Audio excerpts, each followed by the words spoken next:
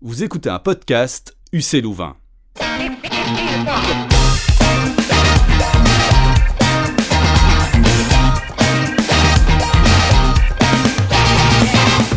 Bonjour et bienvenue dans Capito, le podcast qui aide à comprendre.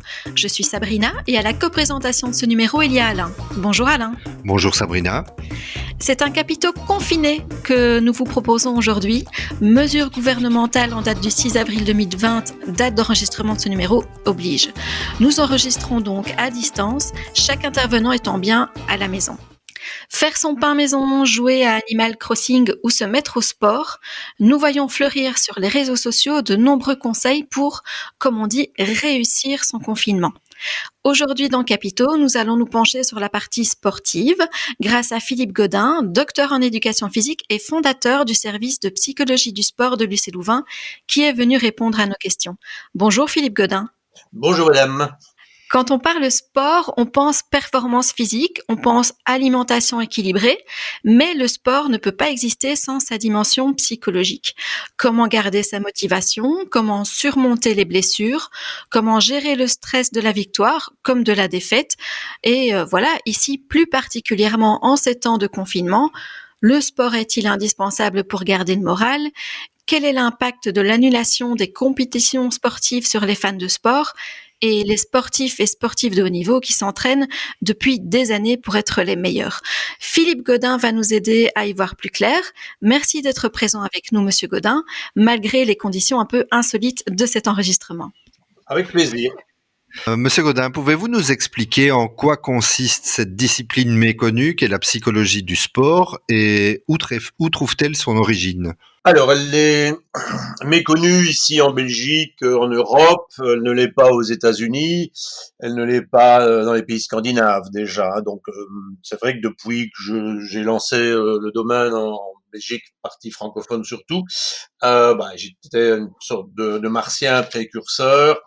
Et aujourd'hui, la situation de la psychologie du sport et de l'activité physique, c'est toujours bien d'associer activité physique et sport et pas uniquement psychologie du sport, est quand même déjà nettement meilleure que quand j'ai commencé il y a 35 ans. Alors, en quoi cela consiste ? Ça consiste simplement à prendre en considération tous les aspects psychologiques qui interviennent dans la pratique de l'activité physique et sportive, et cela, quel que soit le type de population. Donc, ça concerne l'activité physique déjà du tout petit. Ça va jusqu'à la période, je vais dire, 4e âge, pourquoi pas, bien sûr. Ça va donc de l'activité physique, loisir, détente, entretien, santé, en passant par l'activité physique sportive, d'éducation, voire de rééducation, et également, bien entendu, celle qui est plus connue, mais qui n'est sûrement pas la plus intéressante, parce qu'elle concerne quand même qu'une minorité, c'est bien sûr l'aspect compétitif. Et donc, quelle est la part de psychologie et la part de préparation physique dans le sport, en fin de compte ? La dimension psychologique dans l'activité physique et sportive, elle est déterminante, elle est majeure, j'ai envie de dire qu'à la limite, toute activité physique et sportive est psychologique, mais c'est vrai aussi si on dit que l'activité physique et sportive, elle est complètement physiologique, biologique, et elle est complètement psychologique, puisque l'individu s'engage avec ses caractéristiques de personnalité, avec ses motivations, avec ses désirs, avec ses projets, avec ses caractéristiques et tout à fait intrinsèques, mais également extrinsèques, c'est-à-dire à tenir compte de l'environnement qui lui n'arrête pas d'évoluer selon qu'on est un enfant, un adolescent, un adulte, selon qu'on pratique 4-5 heures par semaine ou qu'on en pratique 25-30, voilà, chaque fois on est dans des conditions très différentes et la dimension psychologique forcément elle va évoluer, elle va être différente selon les étapes dont je viens de parler. Alors, habituellement dans Capito, on descend dans la rue pour récolter des témoignages avec des micro-trottoirs. Bien entendu, c'est impossible par le confinement, donc on a plutôt récolté des témoignages via les réseaux sociaux. Voici ce qu'on a reçu. Le premier témoignage dit avant le confinement, j'allais à la salle de sport en suivant un programme alimentation sport. Depuis le confinement, j'ai repris via des vidéos quotidiennes en ligne et donc cette personne fait une séance de renforcement musculaire par jour. Cela me fait me dépenser un peu, me remet dans le bain et compense le fait que l'équilibre alimentation-activité est moins facile à tenir. Alors, en quoi est-ce important, au-delà de l'aspect corporel, pour quelqu'un qui pratiquait un sport avant le confinement, de rester actif sportivement pendant le confinement? Tout d'abord, c'est lié au fait que l'être humain est, dès sa naissance, en phase avec la mobilité. Le tout petit enfant va bouger énormément, et cela jusqu'à la fin de l'adolescence. La motricité, le besoin de se bouger, de se mouvoir, de se dépenser est, j'ai envie de dire, quasi génétiquement programmé.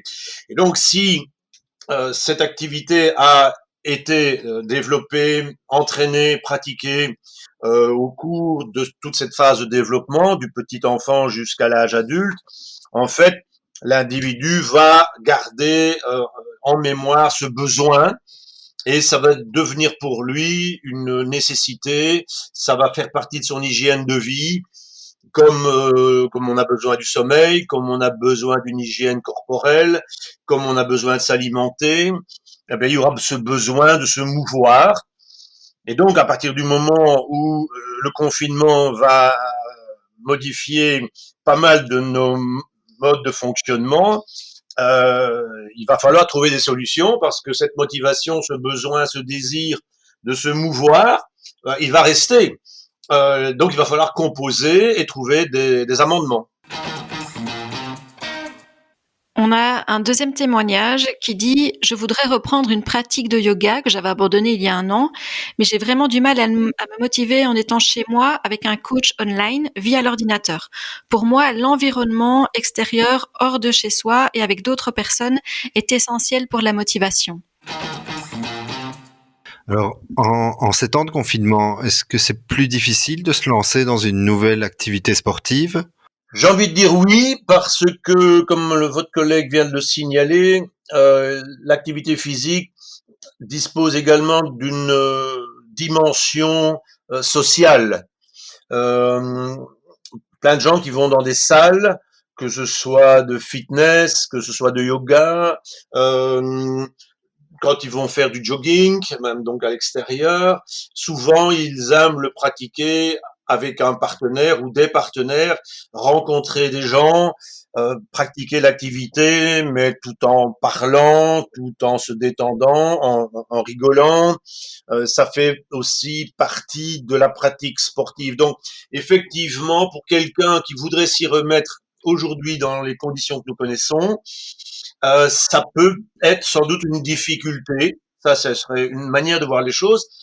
Par contre, on pourrait peut-être aussi avoir une certaine catégorie de la population qui, au contraire, va se dire que bon, maintenant, elle a du temps, c'est le moment ou jamais, et elle va trouver évidemment ces moyens que Internet peut nous proposer aujourd'hui. C'était pas le cas il y a 30-40 ans. Et donc, comme aujourd'hui, certaines personnes, je dis bien une partie de la population, je ne vais pas généraliser, a sans doute un peu plus de temps, c'est plus facile de s'y mettre, parce que souvent, j'ai fait une étude il y a quelque temps à ce sujet, et une des raisons pour lesquelles les gens ont difficile à pratiquer une activité physique un peu régulièrement, c'est ce manque de temps. Donc aujourd'hui, certaines personnes en ont un peu plus. Je dis bien certaines personnes, parce qu'un couple avec 3 enfants qui doit s'occuper de l'école, des devoirs, du télétravail, peut-être qu'il n'a pas que ces personnes-là n'ont pas nécessairement beaucoup plus de temps. Donc voilà, ça je dirais, c'est quelque chose qui doit s'évaluer quasi au cas par cas. Alors on voit que pour certaines personnes c'est plus difficile, même avec les possibilités qu'offre Internet aujourd'hui. Mais pourquoi le coaching virtuel fonctionne chez certains et pas chez certaines personnes, justement?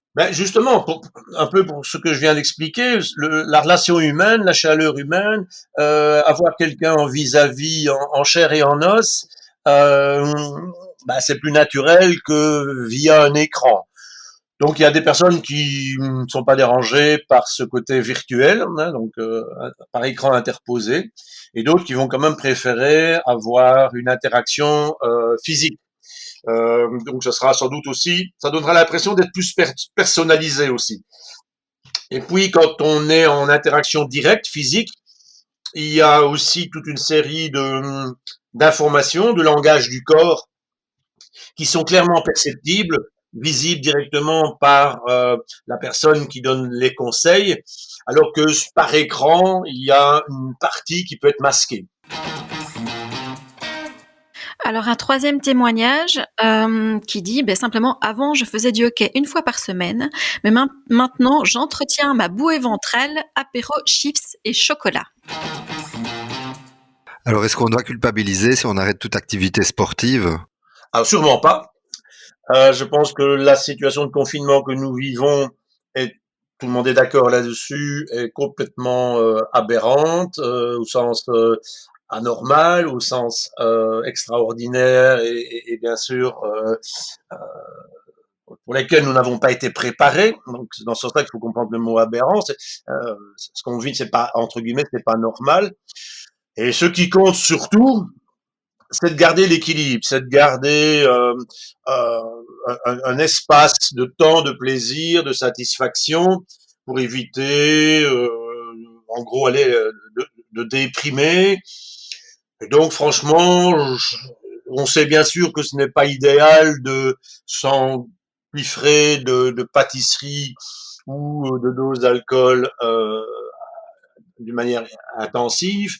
Mais bon, ce qui est important aussi, c'est de garder le sourire, c'est de garder la bonne humeur.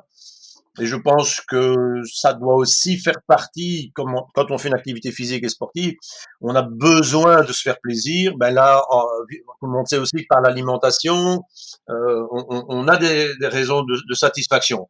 Après, bien entendu, ce serait une question de rester raisonnable jusqu'à une certaine limite, à chacun de mettre la barrière où il en a envie. Alors, est-ce qu'il y a une pression sociale sur la pratique sportive? Est-ce que parfois on ne fait pas du sport pour être bien vu des autres? Ah, ce phénomène-là est effectivement une réalité. Hein. Mais j'ai envie de dire que c'est peut-être même plus inconscient que véritablement conscient. Il y a une mode, hein, et c'est clair que depuis une dizaine, vingtaine d'années, la mode, ça a commencé avec le jogging, hein, qui nous est venu des États-Unis. Voilà, donc ça fait partie aujourd'hui de la manière de vivre.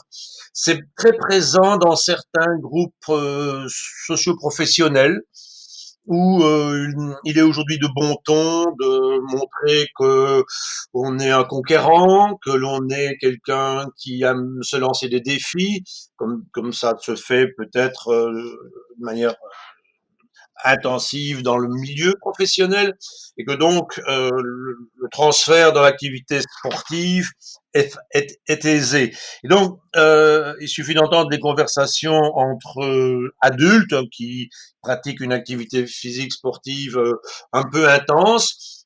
Ils en sont très vite à comparer la distance qu'ils ont couru, le temps qu'ils ont mis, le poids qu'ils ont soulevé. Et il y a une sorte de petite surenchère, je dis petite pour rester gentil et modeste, de surenchère qui s'installe, où évidemment c'est de bon ton de montrer à l'autre, de faire comprendre à l'autre que bon voilà, aujourd'hui, mais sur telle distance, il a amélioré de 4% par rapport à l'année passée.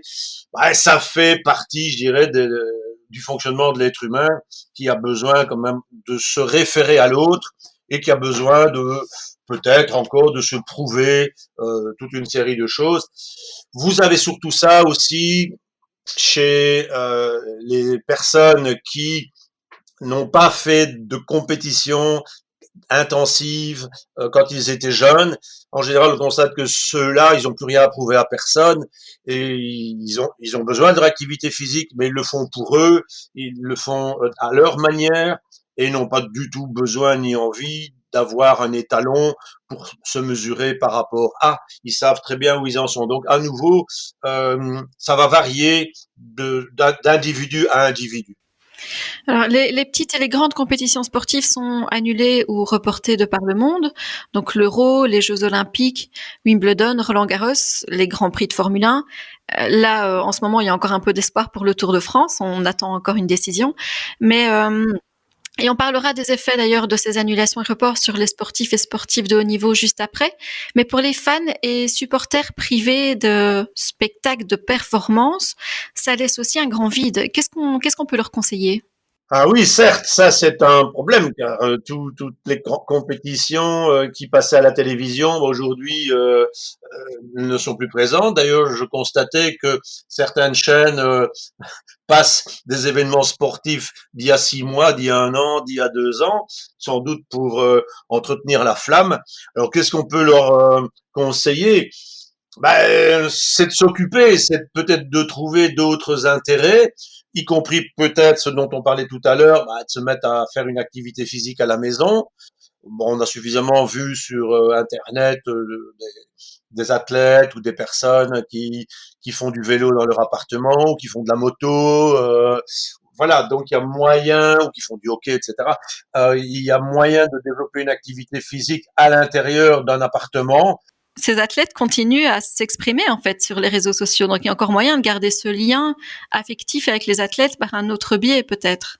Tout à fait, surtout pour les personnes qui ont besoin de ce genre d'adjuvant, je veux dire, qui ont besoin de ce genre d'excitant, un peu le côté externe dont je parlais tout à l'heure, donc les talons, la référence, la mesure, et voilà, de voir que d'autres le font, ben ça peut les booster sur le fait de le faire aussi. Mais il y a des individus qui n'ont pas besoin de tout ça, ils savent ce qu'ils ont à faire et ils le font sans regarder d'écran, sans avoir quelqu'un qui leur explique comment ils doivent plier le bras ou la jambe, hein. Alors pour les sportifs de haut niveau, si on parle des Jeux Olympiques, ben on parle d'une préparation qui dure, c'est au moins pour 4 ans. Oui. Alors avant de comprendre justement les effets d'un report ou d'une annulation de ce type d'événement, d'un point de vue psychologie du sport, comment on se prépare à des Jeux Olympiques? Mais comme vous venez de le dire, les Jeux Olympiques, c'est une préparation qui dure 4 ans. Hein, oui, on est dans des cycles de 4 ans. Et là, on va distinguer aussi par rapport à certains sports, là où, dans certains sports, les Jeux Olympiques, c'est le must, c'est la conquête du Graal. Principalement dans des sports où il n'y a pas d'argent, ou très très peu. Et pour eux, les Jeux Olympiques, c'est l'aboutissement. Alors que dans les sports où il y a de l'argent, chaque compétition en elle-même est un aboutissement, hein. Si vous prenez les courses cyclistes, si vous prenez toutes les classiques, sur une année, il y en a, je ne sais pas exactement combien, mais il y en a au moins une dizaine. Chaque course classique, je prends le vélo ici, est un aboutissement pour le coureur cycliste qui va privilégier telle course plutôt que telle autre en fonction de ses caractéristiques. Mais c'est un sport où il y a de l'argent. Si vous prenez le tennis, la même chose. Vous avez Wimbledon, Roland-Garros, Flushing Meadows, etc. Par contre, dans des sports où il n'y a pas d'argent, l'impact des Jeux Olympiques, peut-être même aussi d'un championnat du monde, est bien plus important parce que pendant 3 ans et demi, bon, on va pas trop parler d'eux, hein, ils vont rester plutôt dans l'anonymat, où il faut être spécialiste pour savoir que tel athlète a réussi quelque chose dans une Coupe du Monde XY et qu'il est en train de se qualifier. Par contre, là, aux Jeux Olympiques, il sera dans la vitrine regardé par au moins 1 milliard de personnes à peu près.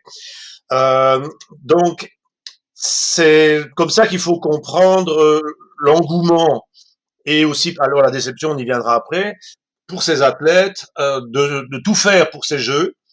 C'est vraiment pour eux l'aboutissement de leur carrière, à part quelques exceptions, si on prend Jean-Michel Sepp, qui s'est qualifié 7 fois, mais la plupart du temps, les Jeux Olympiques, si on y va une fois, on est déjà un athlète de très haut niveau et on peut déjà être très heureux. Peut-être on peut aller une seconde fois, mais en général, ça va se limiter à la carrière de 8 ans parce que c'est dans cette phase-là que l'athlète en général va être le plus performant. Il peut y avoir bien sûr quelques exceptions, mais c'est une période magique parce que d'abord il n'y a qu'un ou deux, allez, admettons 3 fois les Jeux Olympiques sur une période de 9 ans, je veux dire. Euh, voilà, ceci va expliquer l'importance que ça va avoir sur le plan psychologique. Et puis peut-être on peut parler sur la déception. Et un report d'un an, c'est difficile à gérer quand c'est comme ça, puisque les Jeux de Tokyo, on dit qu'ils se tiendront en 2021. Donc un report d'un an dans la préparation, ça a beaucoup de conséquences. Alors, ça a des conséquences effectivement sur tout ce qui va être programmation. Vous savez que quand un athlète s'entraîne, il ne s'entraîne pas n'importe comment en fonction de la pression atmosphérique. Il suit un plan, il suit un programme. Et donc, effectivement, ici, le programme avait été, avant le corona, avait été établi pour arriver dans la phase d'excellence, de meilleures conditions possibles pour prester au plus haut niveau au moment des Jeux. Et ici, vu le confinement et vu le report, eh bien, tout ça doit être revu. Alors, c'est là à nouveau qu'on va faire des différences en fonction des athlètes. Vous vous rendez bien compte que quelqu'un qui n'était pas encore qualifié et pour qui il ne restait plus que 2 ou 3 compétitions, ça devenait tangent. Et donc, les rares compétitions qui restaient, peut-être allaient provoquer un stress intense, puisque c'est un peu du style quitte ou double.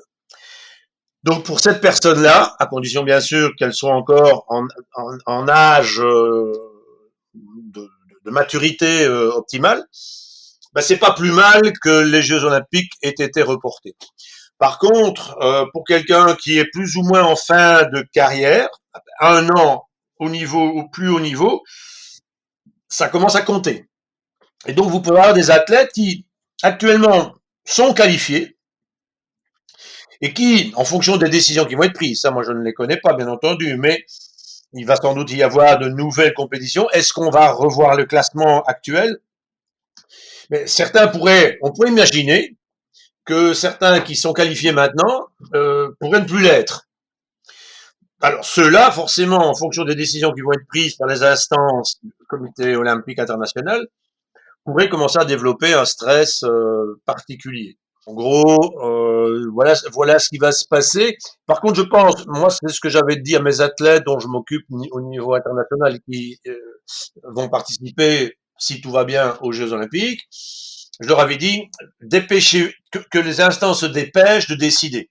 Parce qu'on sait que ce qui stresse, ce n'est pas la mauvaise décision ou la décision négative. Ce qui stresse, c'est l'incertitude. Donc, vous aviez des athlètes qui ne savaient pas ce qui allait en advenir. Ces mêmes athlètes ne savaient plus comment ils pouvaient ou pas s'entraîner. Et aujourd'hui, voilà, les choses sont claires, elles sont apaisantes. Alors, bien sûr, sous réserve de ce que j'ai expliqué avant, il peut y avoir des variations en fonction de chaque athlète. Mais au moins maintenant, la nouvelle échéance, c'est juillet 2021. Les entraîneurs vont pouvoir rétablir une programmation et cette programmation va apporter de la sérénité pour la majorité des athlètes. Il y aura peut-être certains qui vont continuer à être inquiets parce que les conditions qu'on va leur proposer ne vont peut-être pas les arranger, mais là on viendra à nouveau sur du cas par cas.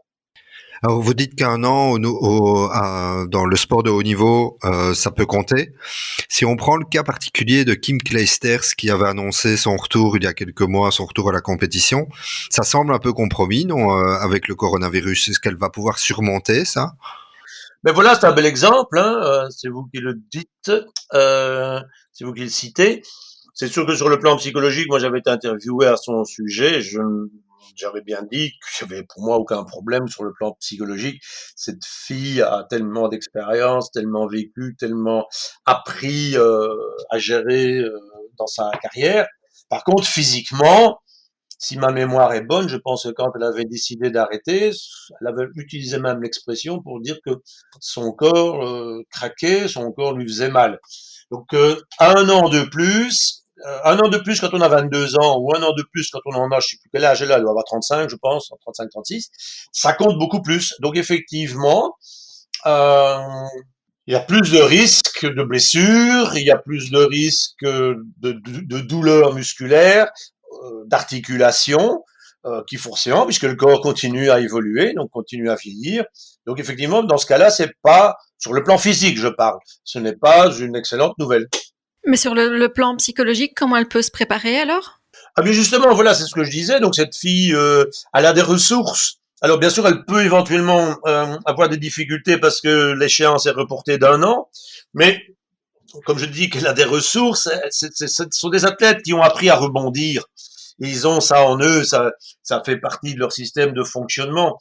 Donc peut-être, bien sûr, elle va peut-être passer par une phase d'interrogation sur le style, bon, est-ce que j'arriverai encore à me préparer pour dans un an? Mais la réponse va être oui, parce que c'est ce qu'ils sont capables de faire.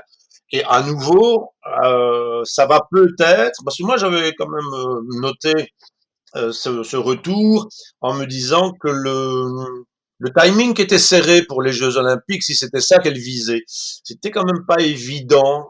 Alors peut-être que dans son cas, ben, ça va justement mieux pouvoir étaler cette fameuse préparation, cette programmation, mais alors avec le risque, évidemment, parce qu'il risque d'y avoir peut-être aussi pas une surcharge, parce que ces entraîneurs vont savoir ce qu'ils doivent faire, mais une répétition de la charge d'entraînement qui va à nouveau euh, solliciter son corps plus que la dimension psychologique. Et si on revient un peu au sport amateur, suite à notre appel à témoignage, on a aussi reçu le témoignage d'un coach de tennis qui ne peut plus donner cours à ses petits, comme il les appelle, et qui ne peut plus non plus coacher son équipe en interclub. La psychologie du sport, elle peut aussi aider les entraîneurs et les coachs? Oui, parce que justement, grâce à Internet, grâce au système vidéo, Skype, Zoom et autres, WhatsApp, c'est important que ces entraîneurs mettent en place un contact permanent, continu, au moins 3-4 fois par semaine, non pas dans une perspective de contrôle et de surveillance, mais dans une perspective de motivation, de montrer justement de l'intérêt. Hein. C'était le terme que vous disiez concernant cet entraîneur de tennis, qui ne pouvait plus entraîner ses petits, hein, ses ouailles. Mais justement, via ce genre de technologie, ça va aider à maintenir un certain niveau de tension motivationnelle qui, on l'espère tous bien sûr, va à un moment donné s'interrompre. Et comme ça, le fil n'aura pas été sectionné, n'aura pas été cassé. Donc, moi, le seul conseil que je peux donner pour le moment, c'est justement de mettre en place un système pour que sur la semaine, chaque coach soit en contact au moins 2 ou 3, 4 fois avec ces jeunes joueurs. Si on se tourne vers l'avenir, est-ce qu'il va falloir reconstruire quelque chose après ce confinement, tant dans le sport amateur que dans le sport professionnel?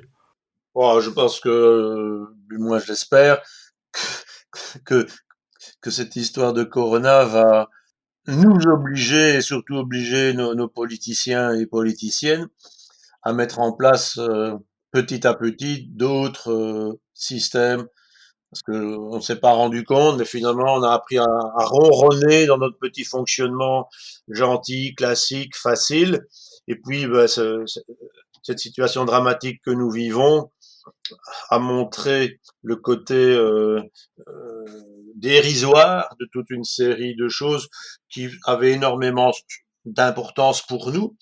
Donc oui, il va falloir repenser la manière de pratiquer une activité physique et sportive en accentuant beaucoup plus la dimension humaine de la pratique sportive et moins exclusivement l'aspect performance qui est bien sûr aussi dans certains sports beaucoup trop lié à l'aspect financier.